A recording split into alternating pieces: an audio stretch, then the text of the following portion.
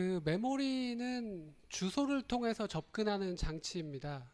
그런데 그 메모리 주소라는 거는 크게 두 종류가 있어요. 하나는 이 로지컬 어드레스, 논리적인 주소라고 하는 거고, 또 다른 하나는 이 피지컬 어드레스, 물리적인 주소라고 하는 겁니다. 여러분들이 이 수업에 처음에 강의 소개를 하면서 이제 이러한 그 그림을 보여드렸는데, 메모리, 이렇게 이건 물리적인 메모리죠. 물리적인 메모리에는 기본적으로 운영체제 커널이 올라가 있고, 그 다음에 이 사용자 프로그램들은 이렇게 디스크에 실행 파일 형태로 있다가 이걸 실행시키게 되면은 이 메모리에 올라가서 이렇게 프로세스가 되는 건데, 요게 이제 이 물리적인 메모리니까 이게 이제 물리적인 주소입니다. 0번지부터 시작하는 주소가 있고, 거기에 낮은 주소에는 운영체제가 올라가 있고, 그 윗부분 주소에는 여러 프로세스들이 이제 섞여서 올라가게 되는 거죠. 근데 그냥 이렇게 올라가는 게 아니라 사실은 한 단계를 더 거친다고 설명을 드렸었죠. 그래서 그 단계가 바로 어떤 거냐면, 이렇게 프로그램이 실행되면 그 프로그램만의 독자적인 메모리 주소 공간, 이 친구도 A라는 프로그램도 여기 0번지부터 시작하는 메모리 주소가 있고, B라는 프로그램도 또 0번지부터 시작하는 자신만의 메모리 주소가 있고, 이러한 주소를 우리가 방금 전에 봤던 논리적인 주소 또는 가상 주소라고 부르죠. 그래서 이렇게 프로그램마다 이렇게 가상 주소가 매겨져 있는 가상 메모리가 만들어지고, 요게 어쨌든 물리적인 메모리에 올라가야 실행이 될 테니까 이 과정에서 이제 그 주소 변환이라는 게 이루어지는 거죠. 요거는 이제 프로세스 A가 0번지부터 시작하는 주소가 있을 텐데, 물리적인 메모리에서는 0번지부터 시작하는 주소에는 운영체제가 올라가 있으니까 이 친구는 이제 다른 위치에 올라가야 되죠. 그래서 이 가상 주소와 물리적인 주소 간의 주소 변환이 필요합니다.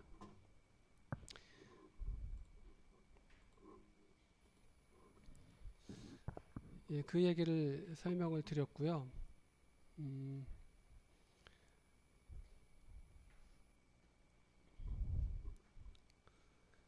근데 뭐 우리가 프로그래밍을 할 때 여러분들이 뭐 C 언어로 코딩을 한다.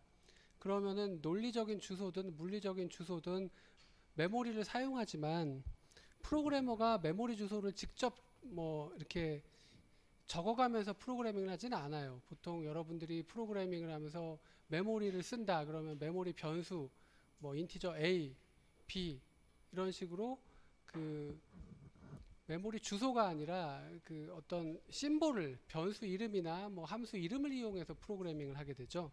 그래서 프로그래머는 이렇게 주소를 생각할 때 숫자로 된 주소가 아니라 뭐 변수 이름이나 함수 이름처럼 심볼로 된 주소를 가지고 프로그래밍을 하는데, 그거를 이제 여기서는 심볼릭 어드레스다 이제 이렇게 부른 겁니다. 그래서 프로그래머가 메모리를 바라볼 때는 심볼릭 어드레스로 바라보게 되고, 요게 이제 뭐 컴파일이 돼서 실행 파일이 만들어지고 이러면은 이제 그 프로그램만의 독자적인 메모리 주소가 매겨지고, 그게 정말 이제 메모리에 올라가서 실행이 될 때, 그때는 어쨌든 이 피지컬 어드레스, 물리적인 메모리 주소를 가지게 되는 것이죠. 그래서 그러면은 이 프로세스마다 가지는 요 주소가 물리적인 메모리 주소로 바뀌는 시점이 언제냐, 그걸 이제 요 다음 페이지부터 설명을 드릴 겁니다. 이제 그 방금 전에 설명드린 논리적인 주소를 물리적인 주소로 변환하는 게 필요하죠. 근데 그 변환을 누가 해주느냐, 이거는 여러분들 운영체제가 하는 게 아니고 하드웨어가 해줍니다. 즉 주소 변환을 하는 그러는 그 하드웨어 지원이 있어야 가능한 일이 되겠고요. 그리고 이러한 주소 변환하는 걸 우리가 주소 변환 이렇게도 부르지만, 조금 더 그 유식한 말로는 주소 바인딩 이렇게 부릅니다. 주소를 갖다가 이제 그 논리적인 주소를 물리적인 주소로 그 매핑해주는 그런 거를 주소 바인딩이다 이렇게 부른다는 거죠. 그래서 이러한 거가 이루어지는 시점이 컴파일 타임에 이루어지느냐, 로드 타임에 이루어지느냐, 또는 이제 런타임에 이루어지느냐, 이 두 가지는 여러분들이 좀 헷갈리실 텐데 조금 이따 설명을 드리기로 하고, 요 예제를 통해서 여러분들께 설명드리면 조금 편할 것 같습니다. 여기 보시면 제일 좌측에 프로그램의 소스 코드가 있습니다. 이게 무슨 프로그래밍 언어냐, 그거는 저도 잘 모르겠어요. 그냥 제가 만든 프로그램인데 프로그래밍 언어가 뭔지도 모르겠고 그냥 여러분들의 설명을 돕고자 만들어 놓은 그런 코드입니다. 그래서 여기 보시면은 add a, b 이러면은 뭐 a하고 b의 값을 더해서 뭐 a에다 저장해라, 뭐 이런 의미로 제가 그냥 써 놓은 겁니다. 근데 이 a하고 b가 어딘가 저장이 돼 있겠죠. 여기 저장이 돼 있어요. 그래서 a에는 지금 100이 저장돼 있고 b에는 330이 저장이 돼 있습니다. 그래서 이 두 개를 더해서 a에다 저장하라고 했으면 이러한 문장을 실행한 뒤에 a의 값은 100하고 330을 더해서 430으로 바뀌겠죠. 그런 다음에 두 번째 문장을 보니까 점프 C 이렇게 돼 있죠. 그러면은 요 C 위치로 점프를 해라, 뭐 이런 의미입니다.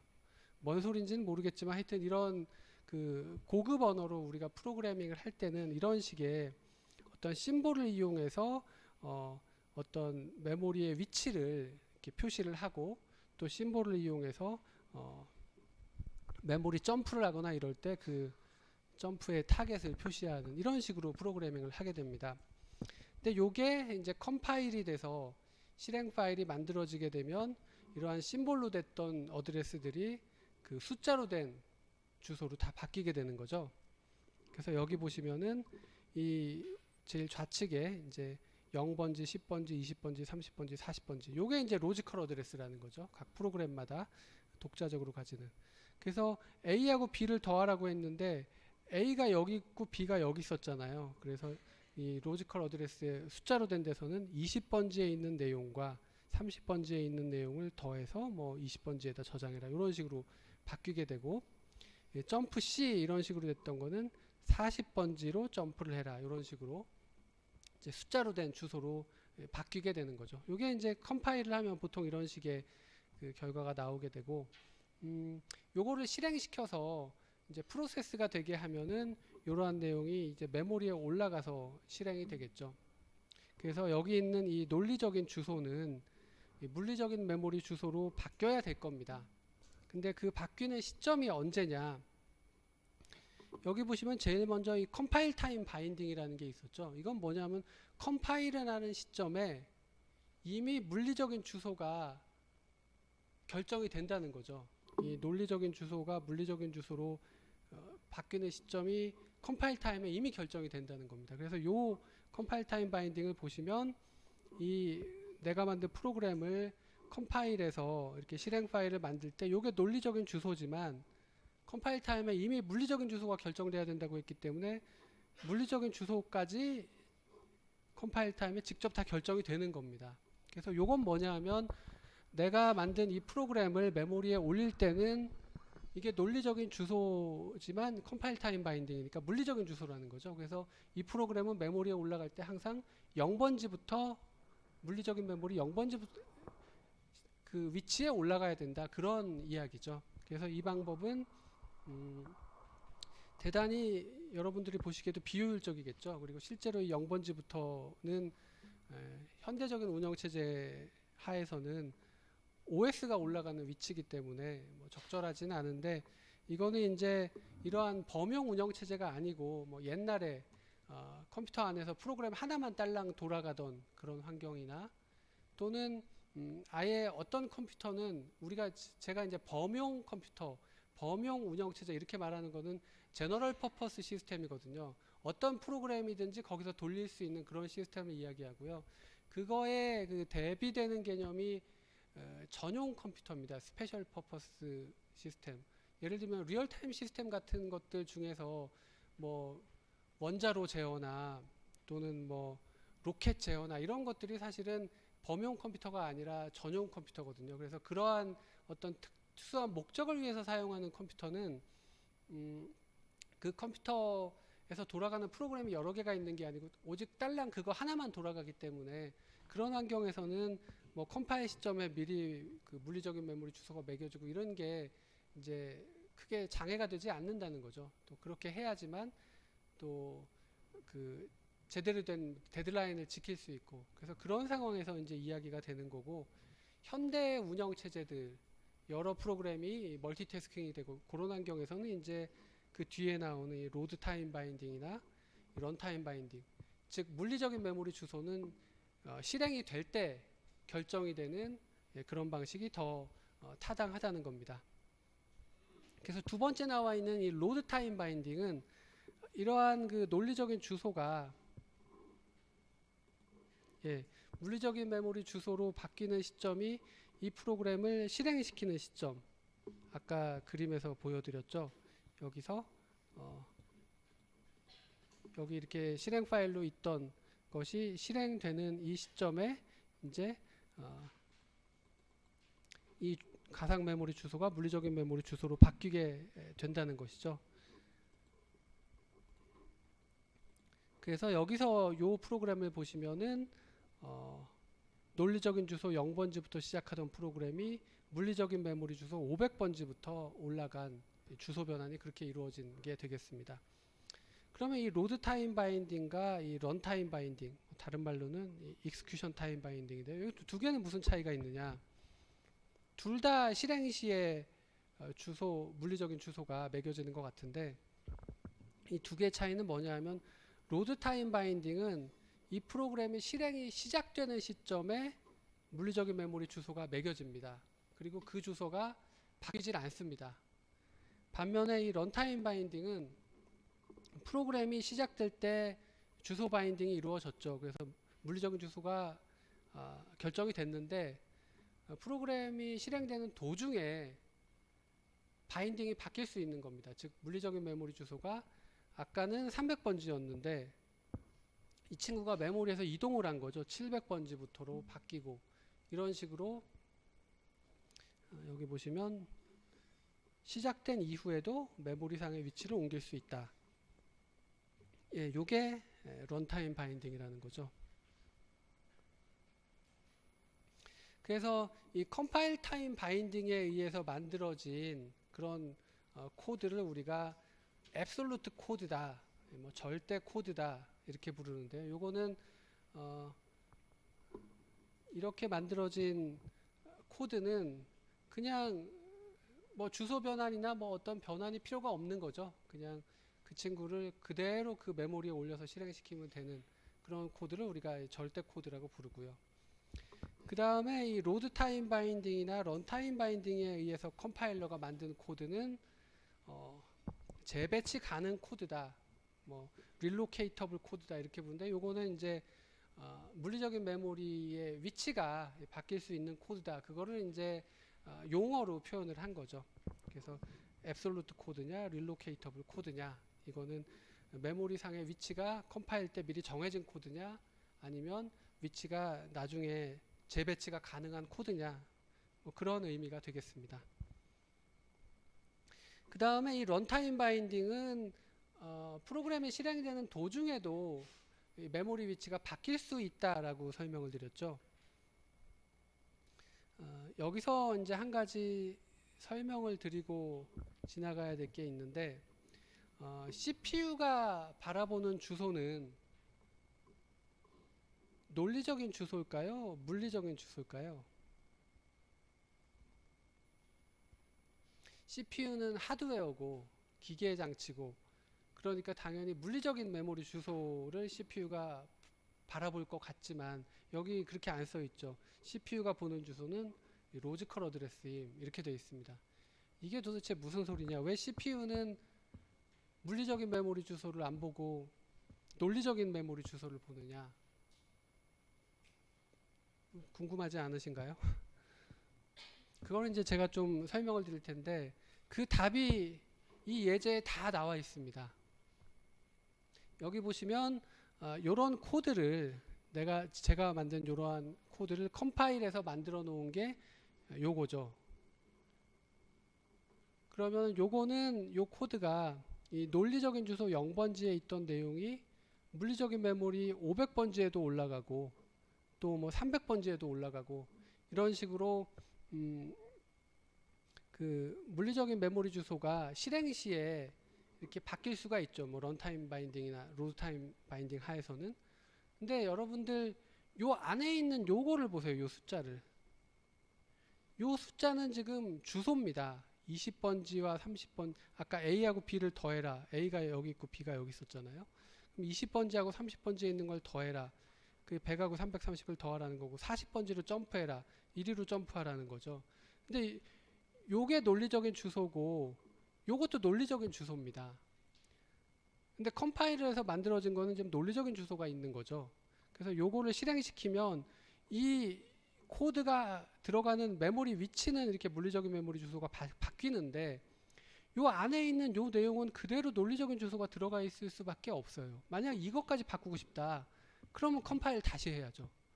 지금 이거를 컴파일 해가지고 그 실행 파일에 코드를 만들어 놓은 게 이건데 만약에 요 안에 있는 주소까지 바꾸겠다면 컴파일 새로 해야겠죠. 근데 그럴 수가 없는 거죠. 그래서 CPU는 기계어를 실행하잖아요. 매 순간 기계어를 하나하나 실행할 텐데 이러한 기계어 하나하나에 보이는 메모리 주소들이 논리적인 주소인가요? 물리적인 주소인가요?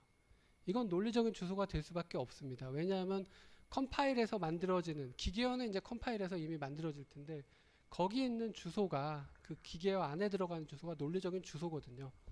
그래서 CPU가 논리적인 주소를 보기 때문에 어떤 기계어를 실행하려면 이러한 CPU가 기계어 하나를 실행하려면 여기 있는 메모리 주소를 갖다가 그때그때 주소 변환을 해야 됩니다. 논리적인 주소를 물리적인 주소로 변환해서 예를 들면은 점프 40 이러면 40번지로 점프하라는 내용인데 이 40번지가 도대체 물리적인 메모리 몇 번지냐를 주소 변환을 해서 봤더니 40번지가 여기는 표시가 안 돼 있네요.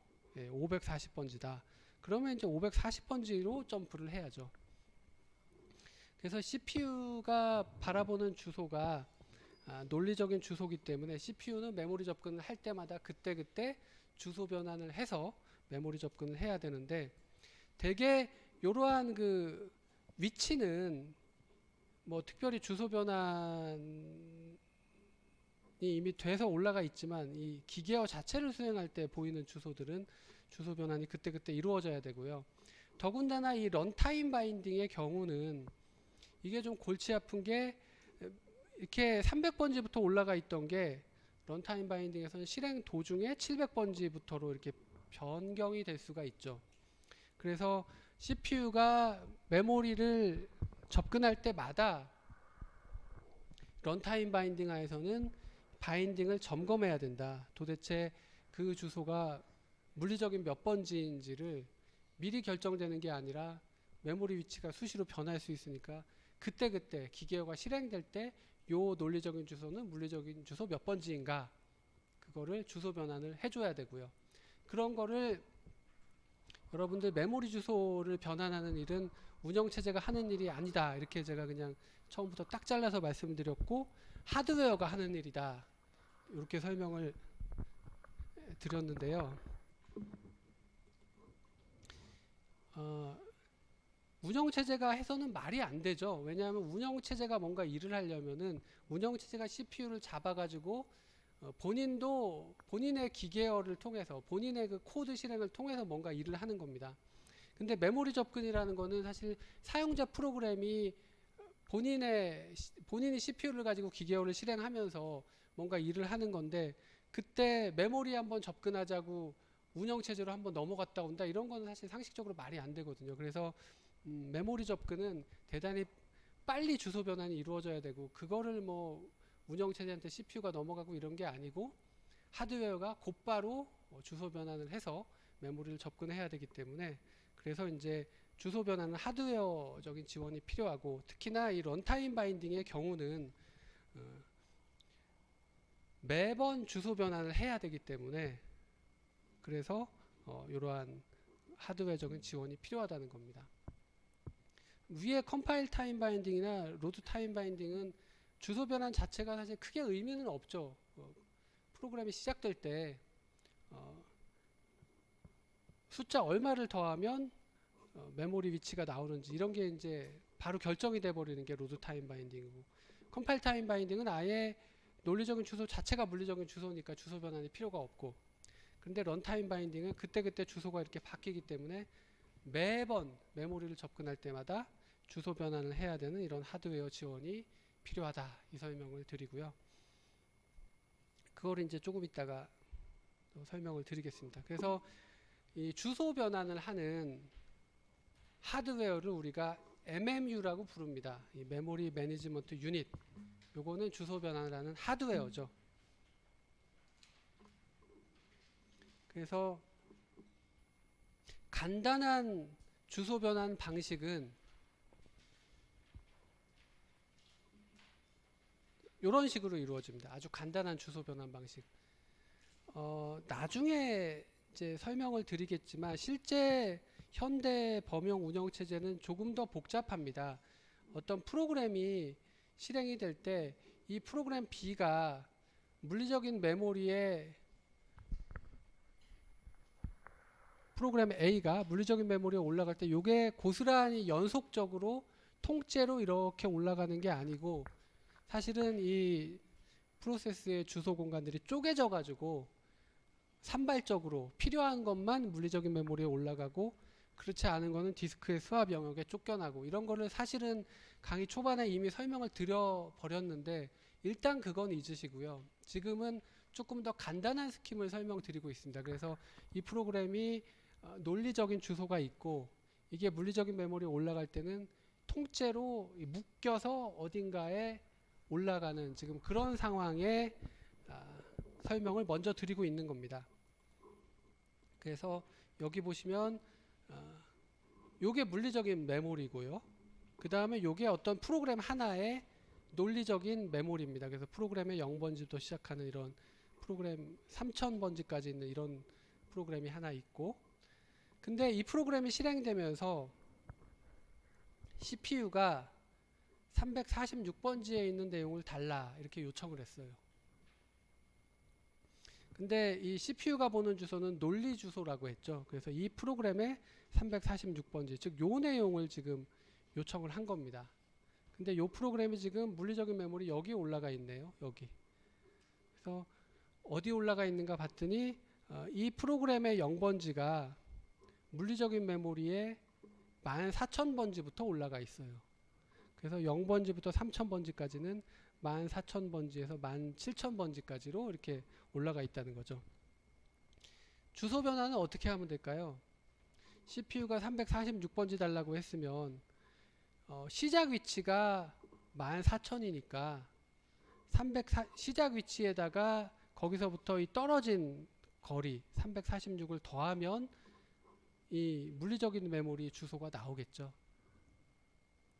그래서 이렇게 간단한 그러한 주소 변환, 즉 프로그램이 통째로 물리적인 메모리에 올라가는 이런 환경에서는 MMU가, 즉 주소 변환 하드웨어가 레지스터 2개가 있으면 됩니다. 첫 번째 레지스터는 이 릴로케이션 레지스터 또는 뒤에 나오겠지만 베이스 레지스터라고도 부르는데요. 요거는 이 프로그램의 물리적인 메모리 시작 위치를 담고 있습니다. 그래서 CPU가 346번지 달라 그러면은 주소 변환할 때 이 베이스 레지스터 값을 더해서 주소 변환을 하면 끝이죠. 그래서 346번지는 14346번지가 돼서 물리적인 메모리 14346번지 내용을 읽어서 CPU한테 주면 되는 겁니다. 그러면 뭐 레지스터 하나면 되겠네. 근데 사실은 하나가 더 있습니다. 그게 이 리미트 레지스터라는 건데, 요거는 이제 논리적인 주소의 범위, 즉 이 프로그램의 크기를 담고 있습니다. 그래서 이 프로그램이 크기가 3000이잖아요. 그러면 리밋 레지스터는 3000을 가지고 있고, 도대체 이거를 왜 가지고 있느냐, 이게 어떤 경우에 문제가 생기느냐 하면, 이 프로그램이 좋은 프로그램이면 괜찮은데 아주 악의적인 프로그램이라서 여기 이제 이 프로그램의 기계어 중에서 5000번지를 달라고 그런 기계어가 있을 수가 있겠죠. 그래서 CPU 이 프로그램이 지금 CPU에서 실행되면서 메모리 5000번지를 달라. 근데 실제로는 이 프로그램이 3000번지까지밖에 없죠. 근데 5000번지를 달라고 해서 14000에다 5000을 더해 보니까 이 프로그램의 위치가 아니라 바깥에 있는 위치가 돼 버립니다. 그래서 본인의 주소 공간이 아니고 엉뚱한 다른 프로그램의 메모리 위치를 접근하려는 악의적인 시도일 수가 있습니다. 그래서 그런 걸 막기 위해서 이 프로그램의 크기를 리밋 레지스터에 넣어놓고 CPU가 요청한 논리 주소가 이 리밋 레지스터에 있는 것보다 더 크다면 이거는 메모리의 그 본인 영역이 아닌 엉뚱한 데를 보려는 악의적인 시도가 되는 거죠. 그래서 그거를 차단하기 위해서 요 리밋 레지스터를 두는 거죠. 그래서 이 간단한 이 MMU 스킴에서 주소 변환이 어떻게 일어나는지를 다시 한번 설명을 드리면 CPU가 이 로지컬 어드레스를 주죠. 그러면은 MMU는 먼저 그 어드레스가 리밋 레지스터 값보다 작은지, 즉 이 프로그램의 주소 공간 그 내에 있는 그 내용인지를 체크해서 그걸 만족하면 주소 변환을 하는 것이고요. 그걸 만약 만족하지 않는다면 이거는 대단히 악의적인 메모리 접근 시도이기 때문에 트랩을 발생시키게 됩니다. 여러분들 트랩이라는 거는 뭐 일종의 소프트웨어 인터럽트죠. 그래서 이러한 악의적인 시도를 하는 순간 CPU 제어권이 트랩이 걸렸기 때문에 다음 인스트럭션을 실행하기 전에 CPU가 운영체제한테 넘어가죠. 그래서 운영체제는 지금 이런 악의적인 메모리 접근을 하려는 프로그램을 응징을 하게 되죠. 뭐 어보트를 해서 그 프로그램을 종료시키는 이런 절차를 거치게 되고요. 정상적인 메모리 접근이라고 하면 그러면 이 베이스 레지스터 값, 즉 시작 위치에다가 그 시작 위치로부터 얼마나 떨어져 있는가에 해당하는 요 주소를 더해서 주소 변환을 하고 그리고 메모리 접근을 하게 되는 것이죠.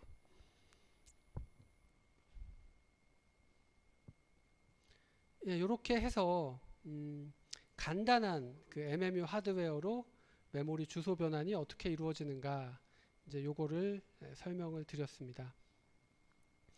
그래서 사용자 프로그램은 그러면 어떤 주소를 보느냐? 사용자 프로그램은 당연히 논리적인 주소를 보죠. 그리고 실제 물리적인 주소가 뭐 몇 번지인지는 알 수도 없고 알 필요도 없고 이거는 실행이 될 때 CPU도 이제 논리적인 주소를 본다고 말씀드렸고요. CPU가 그 메모리 접근을 할 때 MMU 하드웨어에 의해서 주소 변환이 되고 그 결과 이제 물리적인 주소를 얻어서 접근을 하게 되는 겁니다.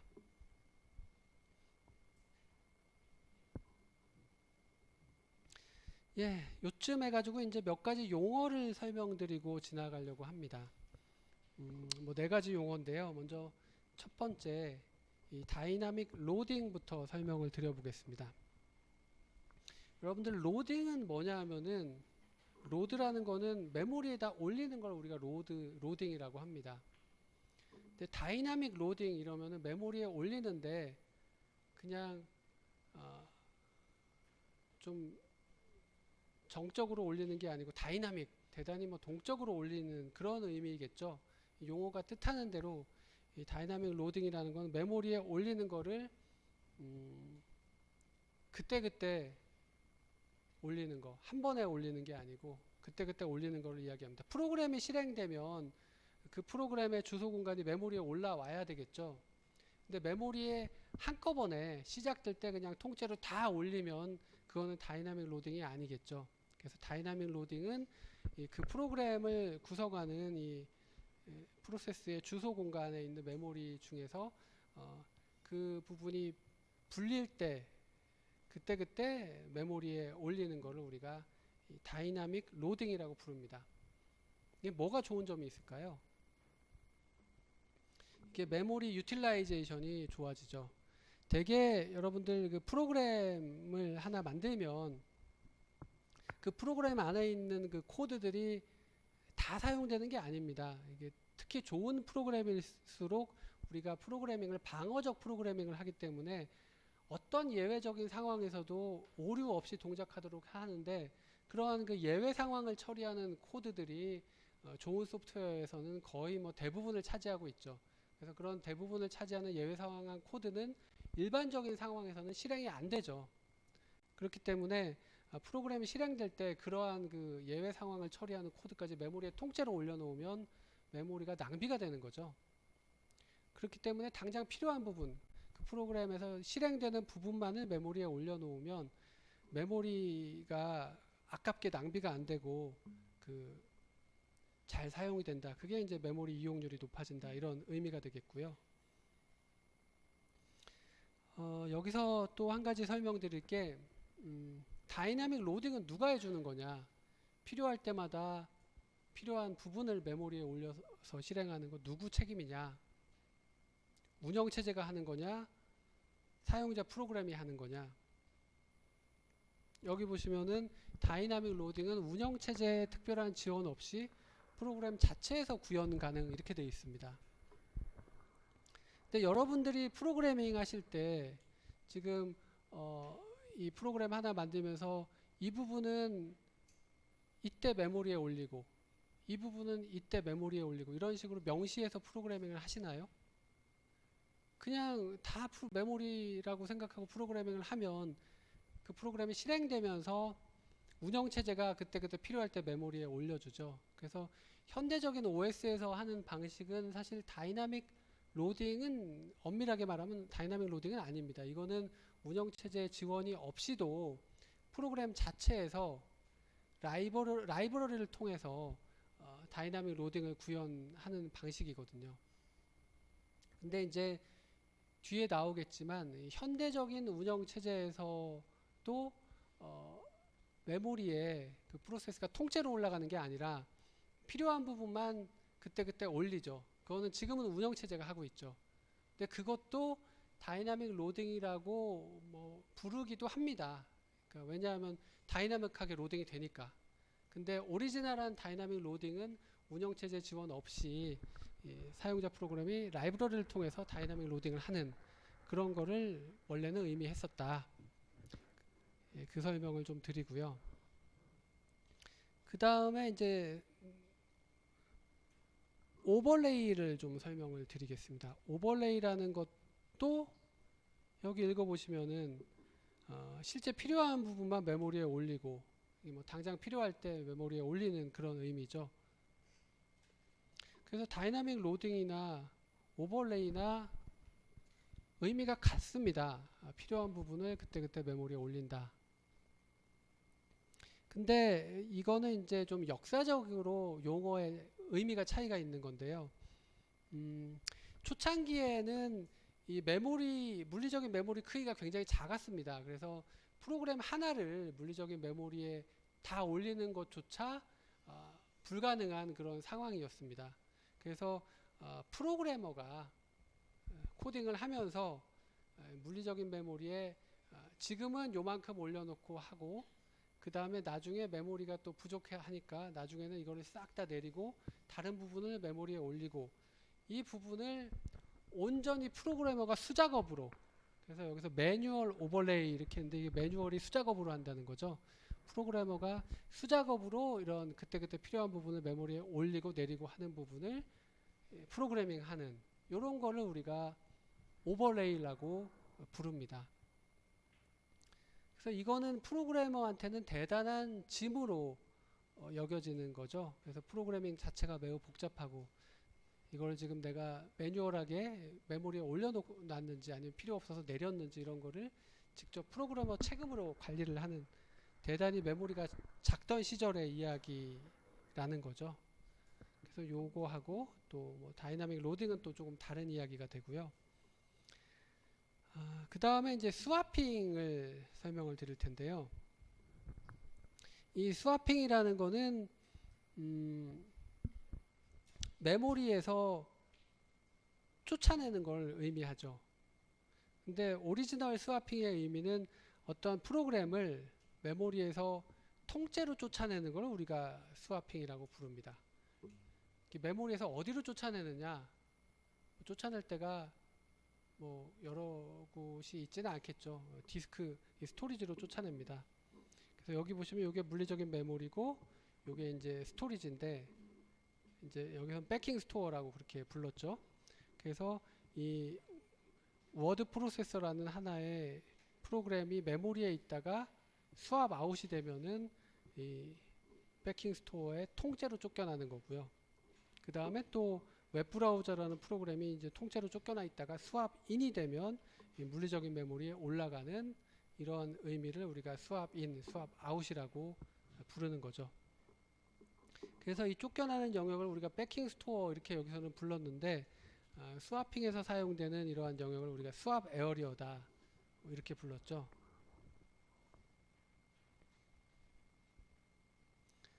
그 여러분들이 전 시간 얼마 전에 그 프로세스의 상태를 말씀드리면서 중기 스케줄러라는 걸 설명드렸습니다. 이 중기 스케줄러라는 거는 메모리에 너무 많은 프로그램이 동시에 올라가 있으면 비효율적이기 때문에 그런 상황에서는 일부 프로세스를 골라서 메모리에서 통째로 쫓아내는 그런 거를 중기 스케줄러가 했었죠. 그래서 이 통째로 메모리에서 쫓겨나는 그런 경우에 그 프로세스의 상태는 이 서스펜디드 상태가 됐죠. 그래서 이 스와핑에서 이렇게 스왑 아웃된 이 프로세스는 서스펜디드 상태가 되는 거고요. 그리고 다시 이제 스왑 인이 되면 이 서스펜디드 상태가 풀려서 그 뭐 레디나 러닝, 레디나 블럭드나 러닝 이런 액티브 상태로 다시 올라가게 그렇게 되는 것이죠. 그래서 이 메모리가 부족할 때 어떤 프로세스를 통째로 쫓아내는 게 이 중기 스케줄러의 역할이었는데 어떤 프로세스를 그러면 쫓아낼 것이냐? 예, 그거는 CPU 우선순위가 낮은 프로세스를 쫓아내는 게 적절하겠다. 즉 당장 CPU에서 실행될 가능성이 낮은 그런 프로세스를 메모리가 부족할 때 최우선 타겟으로 쫓아내는 게 좋겠다는 거죠. 여기서 또 아까 바인딩을 설명드렸잖아요. 논리 주소를 물리 주소로 변환을 하는 바인딩을 설명드렸는데 스와핑이 지원이 되려면 이 바인딩이 컴파일 타임 바인딩이나 이 로드 타임 바인딩에서는 스와핑이 지원되는데 좀 제한 사항이 있습니다. 뭐냐면 어떤 프로그램이 이렇게 메모리에 0번지 또는 500번지에 올라가 있으면 이 컴파일 타임 바인딩이나 로드 타임 바인딩은 프로그램이 종료될 때까지 이 주소는 그대로 유지가 되는 거거든요. 그래서 만약 이 친구를 메모리에서 스왑 아웃 시켰다. 그러면 500번지부터 530번지는 비겠죠. 그러면 이제 다른 친구가 실행이 될 텐데 나중에 메모리 여유가 생겨서 이 친구를 다시 메모리에 올리고 싶어요. 그럴 때 로드 타임 바인딩을 쓴다고 하면 주소가 바뀌면 안 된다고 했잖아요. 그렇기 때문에 다른 메모리가 다 비어 있어도 이 프로그램은 무조건 500번지에다가 다시 올려야 되는 거죠. 그게 이제 상당히 좀 비효율적인 측면이고 그래서 스와핑이 온전히 빈 메모리 공간을 효율적으로 잘 사용하려면 런타임 바인딩이 지원이 되는 게 좋겠죠. 즉 이 프로그램이 원래 300번지부터 올라가 있었는데 일단 스왑 아웃이 됐어요. 쫓겨났다가 나중에 메모리 여유 공간이 생겼는데 거기가 300번지가 아니고 700번지다. 그러면 이 런타임 바인딩 하에서는 700번지에 올려도 되는 거죠. 주소 변환이 그때그때 바뀔 수가 있기 때문에. 예, 그 얘기를 여기서 설명을 드린 겁니다. 원래 메모리 위치로 올라가야 되는 요거는 이제 대단히 비효율적인 거죠. 메모리가 딴 데 다 비어 있는데도 꼭 그 주소를 고집하는 거는 비효율적이고 그래서 이제 이 런타임 바인딩에서는 빈 메모리를 어디든지 효율적으로 사용할 수가 있다 이런 이야기죠. 그 다음에 그 여러분들이 그 이것도 처음에 이 강의 초반부에 설명드리면서 이 디스크를 접근하는 시간은 우리가 디스크에 어떤 I/O 요청을 하게 되면 가장 많이 걸리는 시간이 이 디스크 헤드가 움직이는 시간이다. 그렇게 설명을 드렸거든요. 이게 이제 거의 대부분의 시간을 차지하고요. 실제로 데이터를 읽고 쓰는 시간은 대단히 짧습니다. 디스크 헤드가 움직이는 시간에 비해서. 그런데 지금 설명드릴 내용은 그거하고는 약간 상반되는 개념인데 이 스와핑에서는 어떤 파일을 디스크에서 읽고 쓰는 거하고 다르게 메모리에 그 프로세스 주소 공간을 통째로 디스크에다 쫓아내고 또 다시 읽어드리고 하는 작업이기 때문에 이 I/O를 하는 양이 대단히 많아요. 그래서 이 스와핑하는 I/O에서는 그런 디스크 헤드가 움직이는 시간보다도 여기서는 이례적으로 이 실제로 그 데이터를 트랜스퍼하는 타임이 양이 워낙 많기 때문에 그래서 수압 타임의 상당 부분을 차지하게 된다. 이제 그 설명을 좀 드리고요. 그래서 지금 말씀드리는 스와핑은 통째로 쫓겨나는 것을 의미하는 겁니다. 근데 현대적인 운영체제는 이 통째로 쫓아내는 것도 물론 하고 있긴 하지만 그거 외에 또 당장 필요한 부분만 메모리에 올려놓고 그렇지 않으면은 부분을 쫓아내는 게 있거든요. 다음 시간에 설명드릴 이제 페이징 기법이라는 건데 뭐 방금 전에도 또 그 그림으로 보여드렸는데 이렇게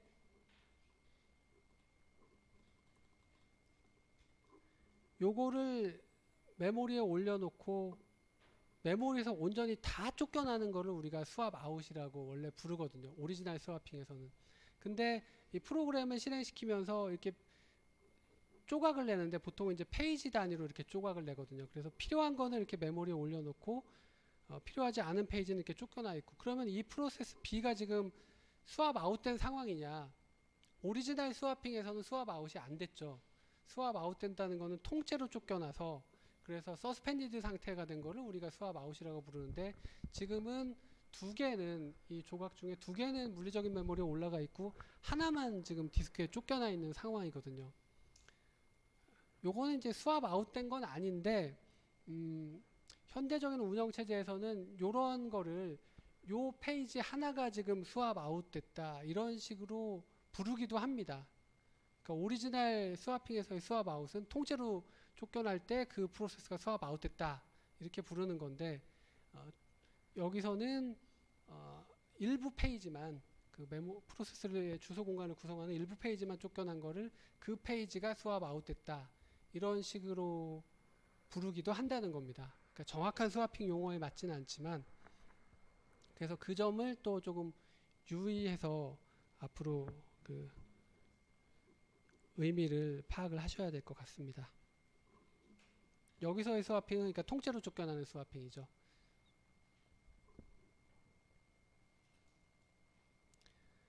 그 다음에 다이나믹 링킹을 설명을 드릴 텐데요.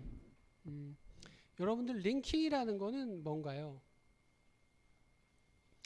여러분들이 프로그램을 하나 만들면 컴파일이 되고 링킹이 돼서 실행 파일이 만들어지거든요. 그 전에 그 강의에서도 설명을 드렸지만 프로그램을 만들 때 그 코드를 내가 다 만드는 게 아닙니다. 내가 함수로 구성이 되는데 내가 만든 함수가 있고 또 워낙 유용한 기능이라서 누군가가 만들어 놓고 나는 그냥 갖다 쓰는 함수가 있죠. 그런 걸 우리가 라이브러리라고 부릅니다. 그래서 라이브러리는 내가 만든 건 아니지만 결국에는 실행 파일이 만들어지면 그 내 코드 안에 고스란히 포함이 되거든요. 그 얘기는 내가 만든 코드와 라이브러리가 연결이 돼서 링크가 돼서 실행 파일이 만들어지는 건데 그렇게 라이브러리를 연결하는 작업을 링킹이라고 부르는데 그 작업이 언제 이루어지느냐 그게 이제 스태틱 링킹과 다이나믹 링킹으로 나누어지는 겁니다. 그래서 지금 제가 설명드린 링킹은 스태틱 링킹입니다.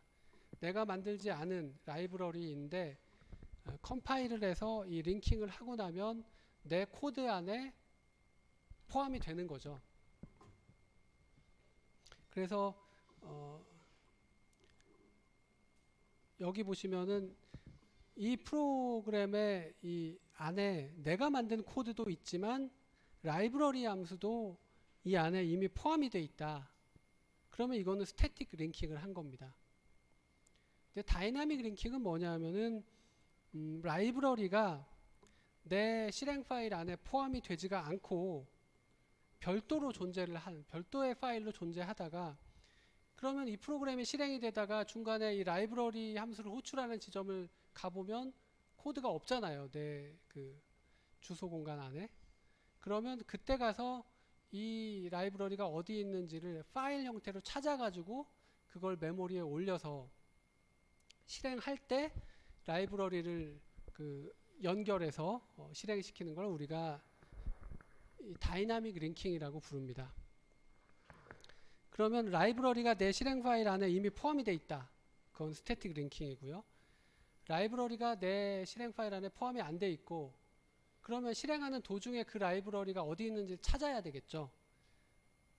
찾기 위한 그 위치 정보만 내 실행 파일 안에 포함되어 있는 게 다이나믹 링킹이고, 그러한 라이브러리의 위치 정보를 찾기 위한 코드를 우리가 스톱이라고 부릅니다. 그래서 이 스태틱 링킹을 하는 라이브러리는 우리가 뭐 스태틱 라이브러리라고 하고,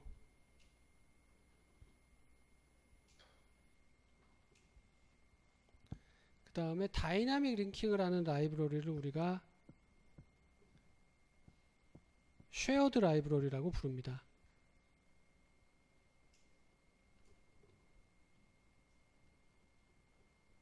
그래서 여러분들이 뭐 리눅스 환경에서는 이 쉐어드 라이브러리를 쉐어드 오브젝트다 그래가지고 이 파일의 이름이 .so.로 끝나고요. .so. 요게 이제 리눅스의 쉐어드 라이브러리고, 여러분들 윈도우즈 환경에서는 .dll 이런 파일이 있습니다. 이게 이제 DLL 다이나믹 링킹 라이브러리죠. 그래서 이러한 다이나믹 링킹을 하는 쉐어드 라이브러리들은 프로그램의 코드 안에 포함이 안 되고 그 라이브러리가 불릴 때 이러한 별도의 파일 형태로 존재하다가 메모리에 올라가서 실행이 되는 그런 방식이고요. 이 방법의 장점은 뭐냐 하면 공유를 하는 거 개념이기 때문에, 그래서 스태틱 라이브러리 같으면은 뭐 여러분들이 전부 다 프로그램을 하나씩 만들어서 그 printf라는 함수를 사용했습니다. 이게 라이브러리 함수죠.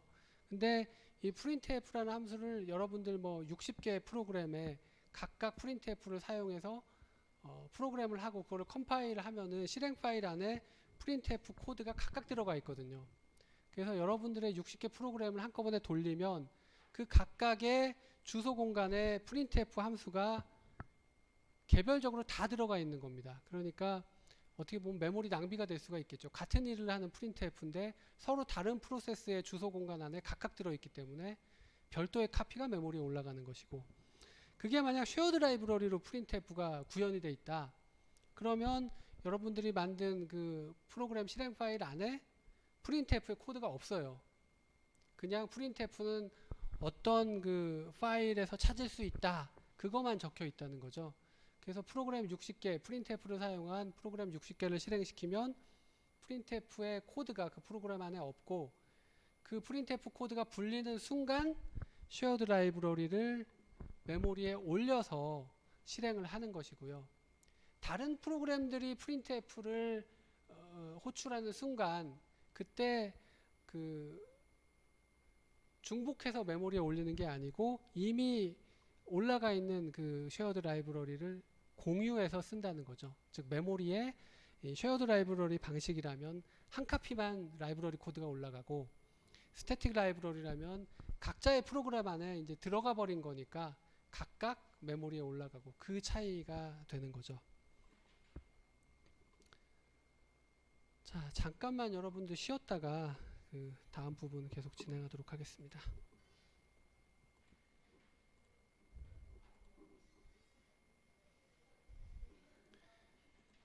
자, 지금부터는 물리적인 메모리의 관리 기법을 설명드리도록 하겠습니다. 여기 보시는 요 그림이 이제 물리적인 메모리인데, 여기서 그 낮은 주소 영역에는 운영체제 커널이 항상 상주하게 되고요. 그리고 이 나머지 영역에는 이제 사용자 프로그램들이 올라가게 되는데, 이런 사용자 프로그램이 위치할 이 메모리 주소 영역을 어떻게 관리할 거냐, 그거를 이제 설명을 드릴 겁니다. 관리하는 방법은 크게 이 contiguous allocation, 이거는 contiguous니까 우리말로 하자면은 뭐 연속 할당, 뭐 이렇게 설명드릴 수가 있겠고요. non-contiguous allocation은 뭐 non-contiguous니까 불연속이라고 할까요? 불연속 할당, 이렇게 설명을 드릴 수가 있겠죠. 그래서 이 연속 할당이라는 거는 지금까지 설명드린 것처럼 프로그램이 쪼개지지 않고 메모리에 올라간다면 통째로 올라가는 그런 방식을 이야기합니다. 그래서 그런 방식에서는 주소 변환이 비교적 간단했죠. 주소 변환은 이렇게 레지스터 2개를 이용해서 그냥 그 프로그램의 시작 위치가 어딘지만 알면 시작 위치부터 얼만큼 떨어져 있는가만 더해주면 됐습니다. 그래서 예를 들어서 346번지다 그러면 시작 위치에서 그 논리 주소 346번지라는 거는 프로그램이 어차피 이게 연속적으로 이게 고스란히 이게 메모리에 이렇게 올라가는 거니까, 그래서 여기서 뭐 몇 번지를 CPU가 요청하더라도 시작 위치만 더해주면 주소 변환이 됐죠. 이게 대단히 간단합니다. 이 연속 할당에서의 주소 변환은. 근데 지금 이제 다음 시간에 설명드릴 불연속 할당은 이 프로세스의 주소 공간이 여러 개로 잘려 가지고 메모리에 여러 군데 산발적으로 올라갈 수 있고, 뭐 경우에 따라서는 안 올라가고 뭐 스토리지에 쫓겨나 있을 수도 있고, 이런 게 이제 불연속 할당이라는 거죠. 그래서 연속 할당은 또 두 가지로 여기서 나누어 보았습니다. 그게 고정 분할 방식과 가변 분할 방식입니다. 뭐 실제로 이런 방식을 지금 현대 운영체제에서 전혀 쓰고 있지 않습니다. 그렇지만 이거는 개념적으로 좀 설명을 드리고 지나가는 것이고요. 그래서 고정 분할 방식이라는 건 뭐냐, 이렇게 물리적인 메모리를 그 고정 분할이 이제 파티션이라고 그렇게 불렀죠. 그래서 이러한 물리적인 메모리를 갖다가 여러 개의 파티션으로 미리 나누어 놓는 겁니다. 고정을 해 놓는 거죠. 그래서 여기서는 분할 1번, 2번, 3번, 4번 이렇게 4개의 파티션으로 메모리를 미리 나누어 놓았고, 각각의 파티션에는 이제 프로그램이 하나씩 들어갈 수 있는 이런 상황입니다. 그래서 여기서 이제 프로그램 A가 실행이 되려고 합니다. 근데 프로그램 A가 크기가 요만해요. 그래서 마침 딱 분할 1번에 들어갈 딱 그 크기예요. 그러면은 프로그램 A는 지금 분할 1번에 들어가서 실행이 되고 있는 겁니다. 그 다음에 프로그램 B를 실행시키려고 했더니 크기가 이만해요. 이만한데 이 프로그램 B의 크기는 분할 2번에 못 들어가죠. 지금 분할이 더 작아요. 그래서 프로그램 B는 분할 3번에 들어간 겁니다. 근데 분할 3번의 크기가 프로그램 B보다는 더 크기 때문에 이렇게 안에 남는 공간이 생기죠. 이걸 우리가 내부 조각이라고 부르는데, 어차피 분할 하나에 프로그램 하나가 들어가고 이 내부 조각이라는 의미는 조각인데 프로그램 B에 할당된 조각인데 사용 안 되는, 지금 낭비되는 조각이라서 내부 조각이라고 부른 겁니다. 그래서 이러한 그 고정 분할 방식은 내부 조각이 생기니까 비효율적이다, 그 얘기를 하는 겁니다. 분할의 크기는 고정되어 있는데 프로그램을 그 분할에 넣고 나서 남는 짜투리 공간이 생겨서 낭비가 된다. 이게 이제 내부 조각이고요. 그 다음에 방금 전에 예제에서 분할 2번은 통째로 비어 있었잖아요. 그런데 이 분할의 크기가 프로그램 크기보다 더 작아서 활용이 안 됐죠. 그거를 이제 여기서 외부 조각이라고 부른 겁니다. 이것도 이제 낭비된 공간으로 보는 건데 아무도 사용하고 있지는 않죠. 그렇지만 분할의 크기가 너무 작아가지고 지금 활용이 제대로 안 됐다. 그래서 이제 외부 조각으로 본 겁니다. 이런 식으로 고정 분할 방식을 쓰게 되면 분할의 크기가 작아서 아예 프로그램이 못 들어가는 외부 조각, 또는 분할의 크기가 더 커서 프로그램을 넣고 남는 내부 조각, 이런 것들이 낭비가 된다는 것이죠. 그래서 뭐 이렇게 미리 분할을 나누어 놓을 필요가 있겠는가 해서 그렇게 나누어 놓지 않는 방법이 지금 설명드린 가변 분할 방식입니다. 여기서는 그냥 운영체제 영역이 있고 나머지 사용자 메모리 영역은 미리 나누어 놓지 않았기 때문에 프로그램 A, B, C가 차례로 실행이 되면 그냥 메모리에다가 A 올리고 B 올리고 C 올리고 뭐 이렇게 낭비되는 공간 없이 그냥 쭉쭉쭉 올려서 쓸 수가 있습니다. 근데 문제는 뭐냐 하면 이렇게 실행이 되다가 프로그램 B가 종료가 되면 그러면 요 공간이 비겠죠. 비어있는 공간이니까 다른 프로그램이 올라갈 수가 있습니다. 그런데 프로그램 D가 크기가 요 위치, 요 공간보다 더 커요. 그러면 우리가 지금 뭐 하고 있는 거냐면 연속 할당을 하고 있거든요. 그래서 이 비어있는 공간이지만 또 프로그램 D가 들어갈 만큼 크지가 않기 때문에 프로그램 D는 여기다가 넣게 되고 이러한 공간들이 비록 아무도 사용 안 하고 있지만 조각의 크기가 작아서 낭비가 된다. 그러면 요거를 이제 외부 조각이라고 그렇게 보는 거죠. 여기서 이제 내부 조각이 생기지는 않습니다. 즉 뭐 이미 할당이 됐는데 그 프로그램한테 할당이 됐는데 활용이 안 되는 그런 공간은 없고 할당이 안 되고 중간에 뭐 종료되면서 생긴 그런 공간들이 너무 작아서 다른 프로그램이 못 올라가는 이런 문제는 생길 수가 있죠. 근데 이런 내부 조각이나 외부 조각은 특히 이제 외부 조각은 약간 그 개념적인 거라서 지금은 외부 조각으로 인식이 됐지만 마침 또 요 안에 들어갈 수 있는 프로그램이 실행이 되면은 활용이 될 수도 있는 거죠. 그래서 이거는 개념적으로 지금 프로그램 크기가 더 커가지고 못 들어가기 때문에 그냥 외부 조각이다. 그냥 이렇게 낭비된 공간이다. 이렇게 본 겁니다. 나중에 여기에 맞는 프로그램이 들어가면 그거는 이제 낭비된 공간은 아닌 것이죠. 그래서 그냥 개념적으로만 보시라. 뭐 이런 설명이고요. 그래서 지금 이제 연속 할당에 대한 설명은 이걸로 마치고요. 마치는 건가? 아니죠. 하나 더 설명드릴 게 있는데 그건 홀이라는 겁니다. 지금 이런 조각들이 사실은 다 가용 메모리 공간이죠. 비어있는 메모리 공간인데 그런데 이러한 조각들이 프로그램이 실행이 되고 종료되고 실행되고 종료되고 이러다 보면은 이런 가용 메모리 공간이 여기저기 흩어지게 되죠. 그래서 나중에는 메모리 여분의 공간은 많은데 여기저기 찔끔찔끔 흩어져 있어가지고 이 연속 할당 방식에서 프로그램이 못 들어가는 그런 문제가 생길 수가 있겠죠.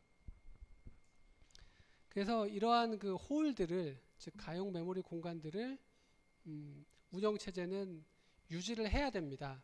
그래서 현재 사용 중인 공간이 어디부터 어디고 지금 비어있는 공간이 어디부터 어디고 여기는 마침 이제 홀이 계속 하나로 유지가 되지만 프로그램이 또 종료되고 이러면은 여러 군데 작은 홀들이 많이 생기게 될 겁니다.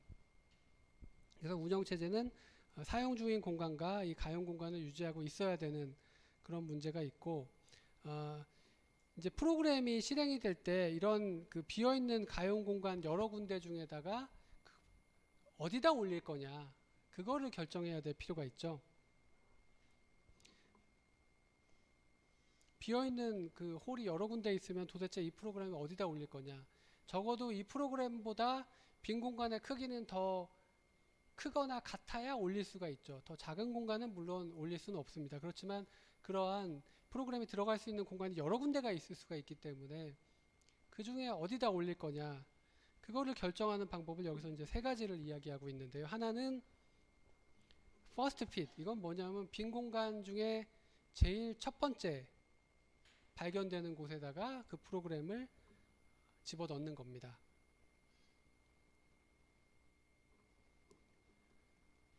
그 퍼스트 핏의 장점은 뭘까요? 그냥 빨리 결정하니까 좀 효과적이다, 시간적으로 그런 것이고요.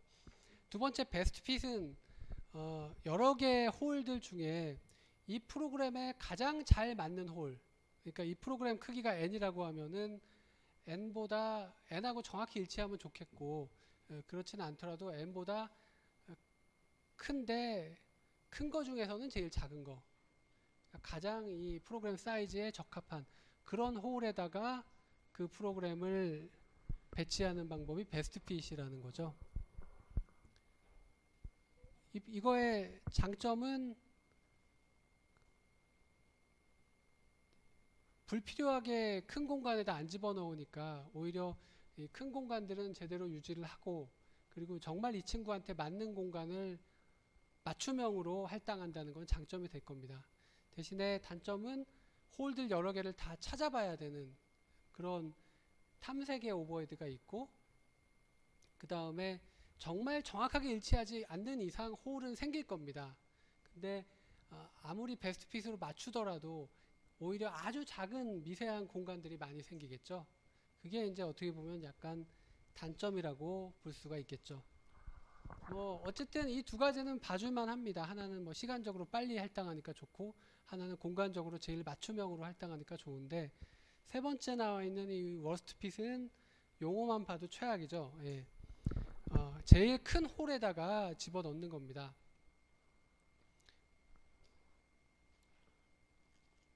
예, 왜 안 좋을까요?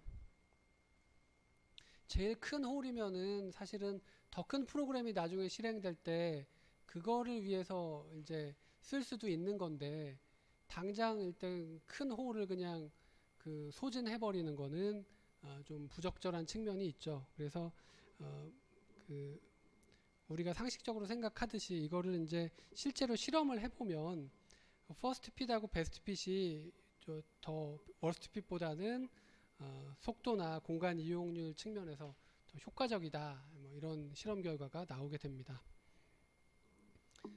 그래서 어떤 홀에다가 그 프로그램을 할당할지, 가변 분할 방식에서 할당하는 방식을 좀 설명을 드렸고요. 어쨌든 이런 방식을 쓰더라도 중간중간에 홀들이 여러 개 생기기 때문에, 그래서 빈 공간이 있음에도 활용이 안 될 때 우리가 취할 수 있는 방법이 바로 빈 공간들을 이렇게 모아서 큰 홀을 만드는 작업입니다. 그거를 우리가 컴팩션이라고 부르는 거죠.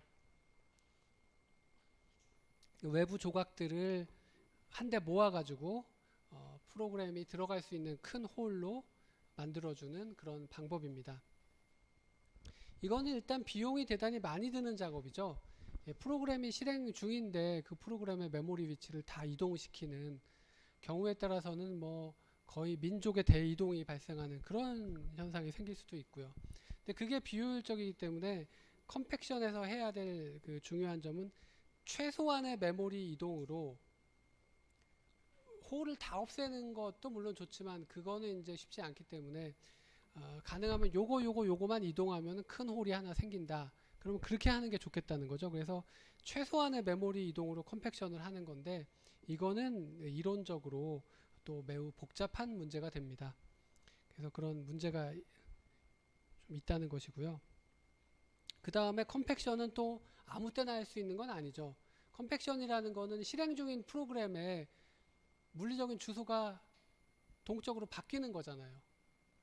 그러면 아까 처음에 배운 바인딩 중에서 아무 바인딩에서나 컴팩션을 할 수는 없겠죠. 아까 바인딩 중에서 런타임 바인딩에서만 컴팩션이 가능하겠죠. 그 프로그램의 물리적인 메모리 주소가 동적으로 바뀌어야 되는 거니까요.